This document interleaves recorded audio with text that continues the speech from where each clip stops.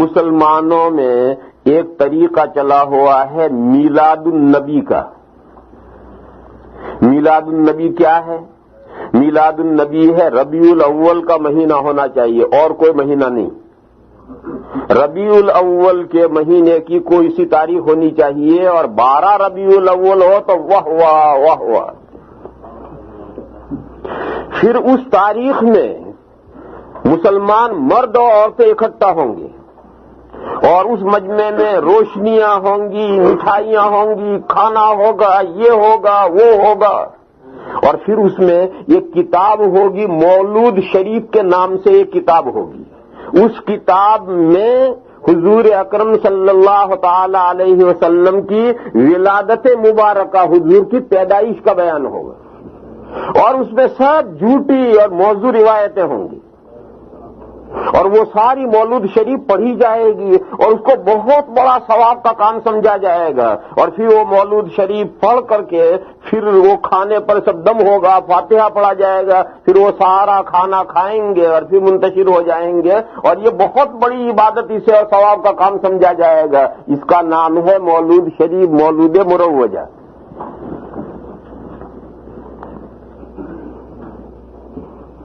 یہ مولود مروجہ جو آج مسلمانوں کے درمیان میں ہے، اس کی نہ تو یہ حضور کے سلف میں تھی اور نہ اس کی کوئی اصل پائی جاتی. اور یہ مولود کا طریقہ شروع ہوا ہے 5th سینچری میں، 5ویں صدی میں.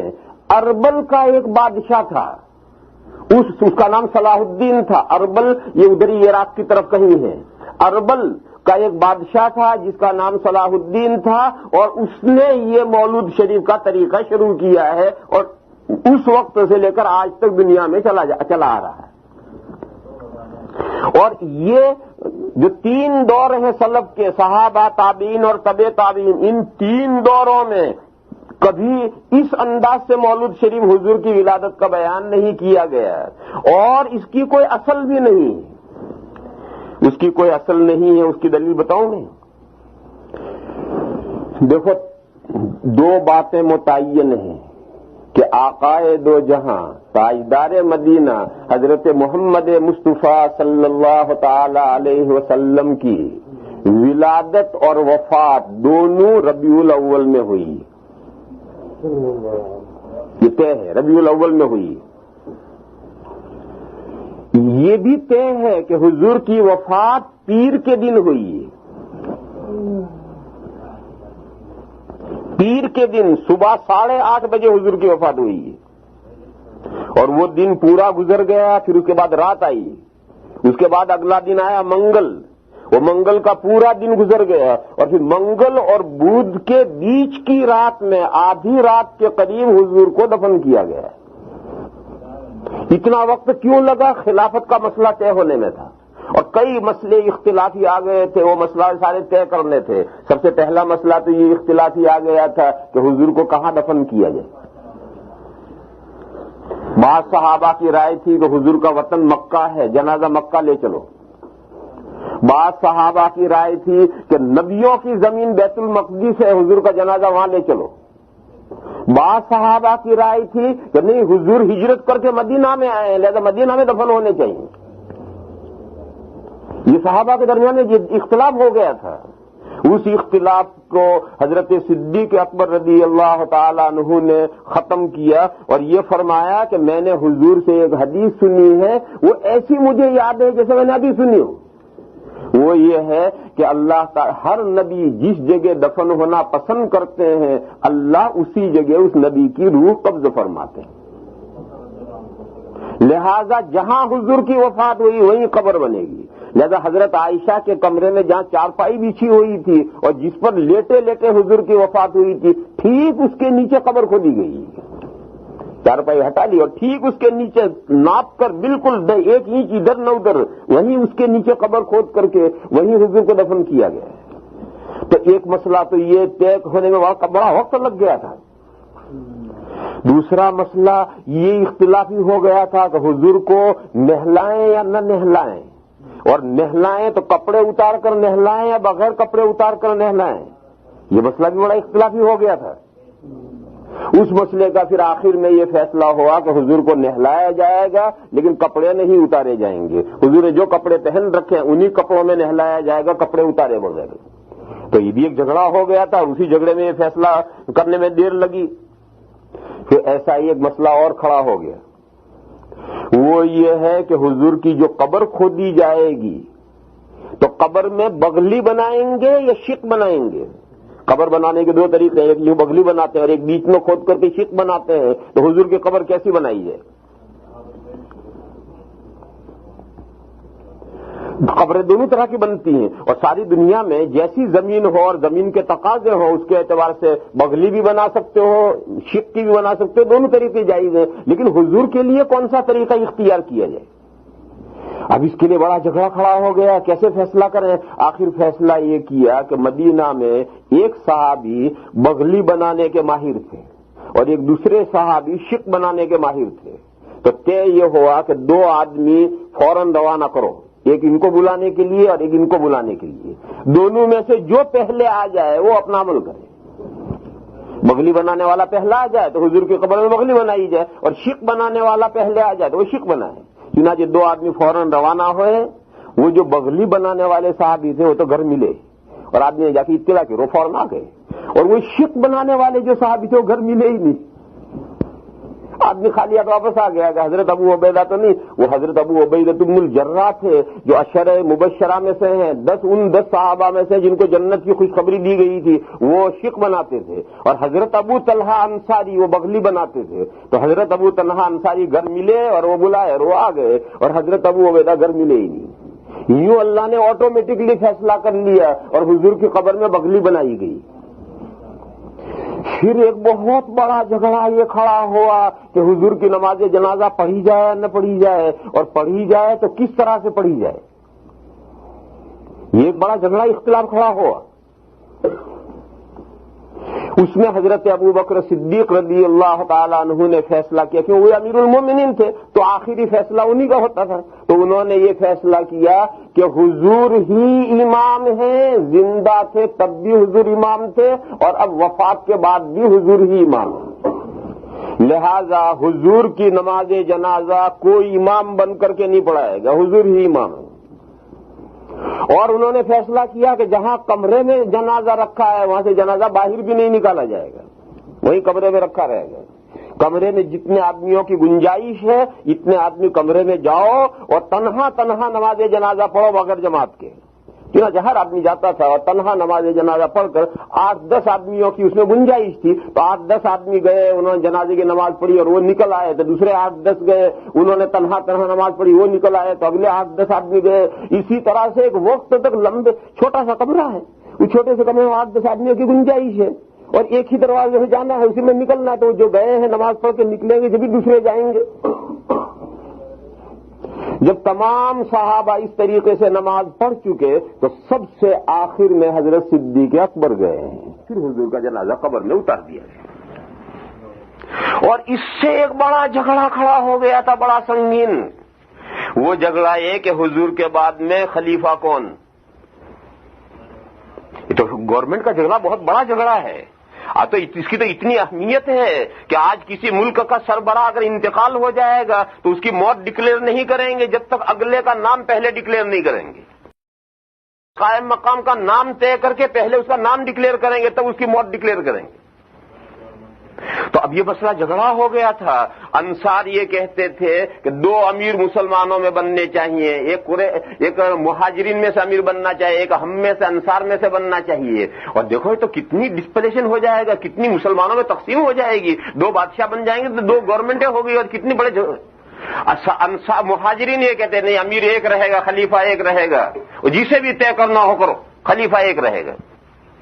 پھر اس کے لیے میٹنگ ہوئی اور میٹنگ میں لمبے چوڑے ہوئے, اور پھر اس میٹنگ میں فیصلہ ہو کر حضرت صدیق اکبر خلیفہ بنائے گئے. تو اتنے بڑے اہم مسائل تھے جو سارے الجھ گئے تھے. اس کی وجہ سے پیر کی صبح 8:30-9 بجے حضور کا انتقال ہوا. پھر یہ پیر کا دن گزرا, پھر اگلی پوری رات گزری, پھر منگل کا پورا دن گزرا, اور منگل اور بدھ کے بیچ کی رات میں تقریباً آدھی رات کو حضور کو جنازہ دفن کیا گیا ہے. اور اتنا وقت لگنے کے اسباب یہ سب پیش آئے تھے.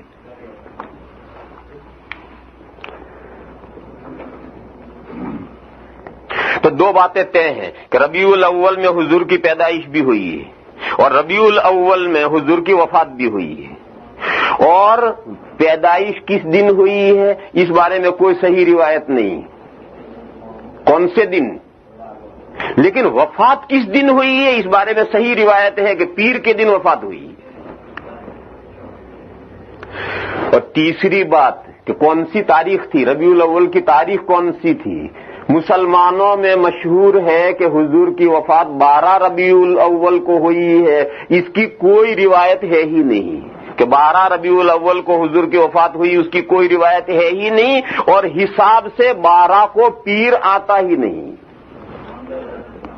کیوں؟ دیکھو یہ ربیع الاول ہے، ربیع الاول سے پہلے صفر ہے، صفر سے پہلے محرم ہے، محرم سے پہلے ذی الحجہ ہے، اس ذی الحجہ میں حضور نے حج فرمایا ہے، اور ذی الحجہ کی 9 تاریخ جب حضور عرفہ میں تھے اس دن جمعہ تھا، یہ طے ہے کہ ذی الحجہ کی 9 تاریخ کو عرفہ کے دن جمعہ تھا۔ اب وہاں سے کاؤنٹ کرتے کرتے آؤ، چاہے تمام مہینے 30 کے لے لو، چاہے تمام 29 کے لے لو، چاہے بعض 30 کے لے لو، چاہے بعض 29 کے لے لو، جو تمہیں حساب کرنا ہو کر لو، 12 کو پیر آ ہی نہیں سکتا۔ جب جس کا جی چاہے حساب کر کے کیلکولیٹر لے کے بیٹھ جائے، 12 کو پیر کبھی بھی نہیں آئے گا، 9 کو پیر آتا ہے۔ بعض مہینے 30 کے اور بعض مہینے 29 کا جیسا حساب ہوتا ہے اس اعتبار سے 9 کو پیر آتا ہے، 12 کو پیر آتا ہی نہیں۔ اس کا خلاصہ کیا ہے کہ دیکھو میلاد النبی کا اگر طریقہ صحابہ کے زمانے میں ہوتا، تابعین کے زمانے میں ہوتا، تبع تابعین کے زمانے میں ہوتا، تو اتنی ساری جہالت کیسے ہو گئی کہ کس دن میں انتقال ہوا ہے، کس تاریخ میں انتقال ہوا، وہی کوئی نہیں جانتا۔ تو کیا مسلمان تاریخ بھی بھول گئے؟ میلاد النبی کرتے تھے اور تاریخ بھی بھول گئے؟ پھر میلاد النبی کرتے کس دن تھے؟ معلوم ہوا کہ اس وقت میلاد النبی کا کوئی رسم نہیں تھی، کوئی رواج نہیں تھا، اور ایک لمبے زمانے تک کوئی رسم اور کوئی رواج نہیں تھا۔ یہ تو 5ویں صدی میں اربل کے بادشاہ صلاح الدین نے یہ رسم نکالی ہے، اور جو مسلمانوں میں چلی اور چلتی چلی گئی۔ لہذا یہ جو میلاد مروجہ ہے یہ نہ حضور کے زمانے میں تھی، نہ سلف کے زمانے میں تھی، نہ اس کی کوئی اصل تھی۔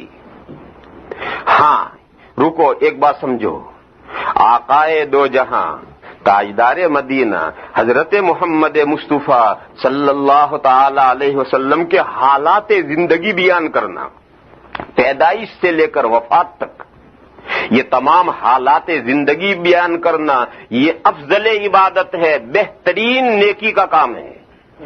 لیکن اس کے لیے کوئی دن متعین کرنا کہ فلاں دن ہی ہوگا، مہینہ متعین کرنا کہ فلاں مہینے میں ہوگا، نہیں، یہ جائز نہیں۔ پورا سال ہے، آقائے دو جہاں انسانیت کے لیے اللہ کی نعمت کبریٰ ہے، پورے سال کے لیے، پورے سال جب موقع ملے حضور کے حالات زندگی بیان کرو، پیدائش سے لے کر وفات تک۔ دوسری بات ہے کہ حضور کے حالات زندگی بیان کرو، جائز طریقے پر بیان کرو، ناجائز طریقے بیان کرنے کی اجازت نہیں۔ ناجائز طریقے کی میں 2 مثالیں دوں۔ ایک وہ روایات جو گھڑی ہوئی روایات ہیں اور موضوع روایات ہیں، وہ گھڑی ہوئی روایت اور موضوع روایت بیان کرنا جائز نہیں، حرام ہے۔ حضور کے حالات بیان کرتے ہوئے موضوع اور گھڑی ہوئی روایت بیان کرنا یہ حرام ہے۔ دوسرا یہ ہمارے ہندوستان میں یہ قصہ ہے 7-8 سال پہلے کا۔ ہندوستان میں امروہہ ایک قصبہ ہے، اس امروہہ میں کمبختوں نے حضور کی پیدائش کا میلاد میں ڈرامہ بنایا، اور ایک عورت حضور کی ماں بنی اور اس کو بچہ پیدا ہوتا ہے دہا میں جلسے میں دکھایا ہے، جیسے بچہ پیدا ہو رہا ہے، ایک بچہ لا کر بچہ پیدا کر کے دکھایا ہے کہ دیکھو یہ حضور دنیا میں آئے۔ اور جب وہ بچہ پیدا ہوا تو سارا مجمع کھڑا ہو کر اللہم صلی علی محمد، اللہم صلی علی محمد۔ لوگوں نے کہا یہ سب کافر ہو گئے جنہوں نے یہ ڈرامہ کیا ہے۔ ایک مرد کو عورت بنا کر لٹایا، اسے درد ذہ ہو رہا ہے، اس درد ذہ میں سے ایک بچہ نکل رہا ہے، اور بچہ کو نام دیا حضور پیدا ہوئے، اور سب کھڑے ہو کر درود شریف پڑھ رہے ہیں۔ یہ حرام ہے۔ مولانا مفتیوں نے فتویٰ دیا اس ڈرامے میں جتنے شریک ہیں سب کافر ہیں۔ یہ ہمارے یہاں ہندوستان میں امروہہ میں یہ قصہ ہو چکا ہے 7-8 سال پہلے۔ وہیں امروہہ میں کعبہ بنا تھا، اور کعبہ بن کر وہاں لوگوں نے حج کیا تھا، یہ بھی چکر چلا تھا۔ تو میرے بھائیوں ایسی روایت جو موضوع ہیں اور گھڑی ہوئی ہیں وہ حضور کے حالات میں بیان نہیں کر سکتے، وہ حرام ہے. صحیح روایت بیان کرو، پھر بیان کرنے کے جائز طریقے میں بیان کرو. یہ ڈرامہ بازی میلاد النبی میں نہیں ہو سکتی. اور حضور کے حالات زندگی پیدائش سے لے کر وفات تک پورے سال پر جب موقع ملے بیان کرو، اس سے بڑی کوئی بہترین عبادت نہیں ہے. مسلمان اپنے پیغمبر کو پہچانیں گے جبھی تو وہ دین سے جڑیں گے، اور اپنے پیغمبر کو پہچانیں گے نہیں دین سے کیا جڑیں گے.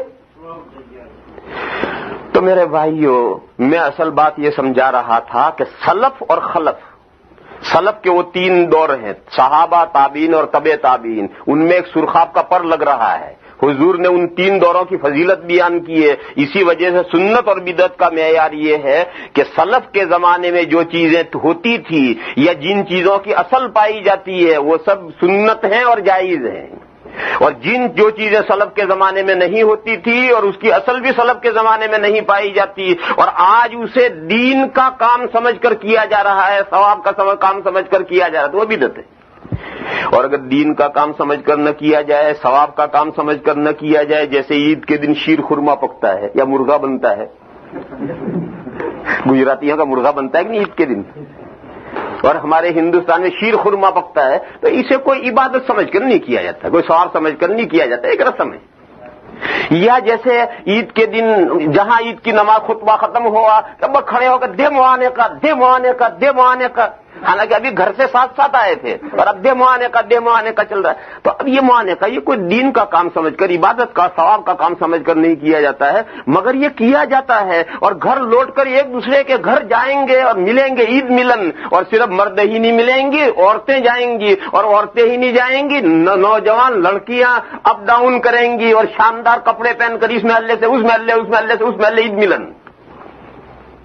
مگر اس کو کوئی عبادت ثواب کا کام سمجھ کر نہیں کیا جاتا، لہذا اسے بدعت نہیں کہیں گے، اسے رسم کہیں گے، اسے کہیں گے رسم. اور جسے ثواب کا کام سمجھ کر کیا جائے وہ ہے بدعت. اور ممنوع دونوں چیزیں ہیں، رسمیں بھی ممنوع ہیں، بدعتیں بھی ممنوع ہیں. بدعت تو ممنوع ہونی چاہیے کہ جو چیز دین میں نہیں ہے اس دین کے اندر یہ اضافہ کرنا، ایجاد بندہ، یہ تو ممنوع ہونا ہی چاہیے. رسم کیوں ممنوع ہے میرے بھائیوں؟ یہ رسمیں بڑھتی یہ گلے کا توق بن جاتی ہیں، پیر کی اور ہاتھوں کی بیڑیاں بن جاتی ہیں. پھر لوگ اتنے پریشان ہو جاتے ہیں کہ کہیں سے قرض لیں گے، مریں گے، ماریں گے، مگر رسمیں ادا کرنی پڑیں گی. اس لیے یہ گلے کے توق ہیں، ہاتھوں پیروں کی بیڑیاں ہیں. اسلام نے ان رسموں میں پھنسنے کی بھی اجازت نہیں دی.